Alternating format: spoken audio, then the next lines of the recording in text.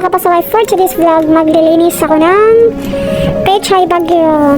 Ihalo ko sa nilagang baka. Ayan. Kung kailan kasi magluluto, tsaka pa maalala na may stock pala ako ditong gulay sa ref. Ayan, sayang naman. Kung itatapon lang. Nabubulok na siya. Hindi naman lahat. May party lang na nabubulok. Inuud kasi siya. Pero kaya pa to gawa ng paraan. Alisin ko lang tong mga sira-sira. For the rest, may matino-tino pa naman. Matino! Hoy! Bisaya ka man dayoy. Ang hirap pag Tagalog ba? Nabubulol ako.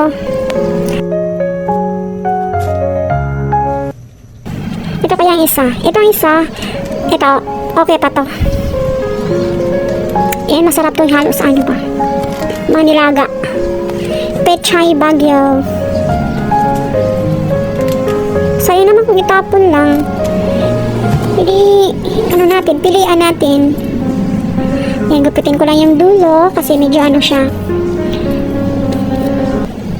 Makapal.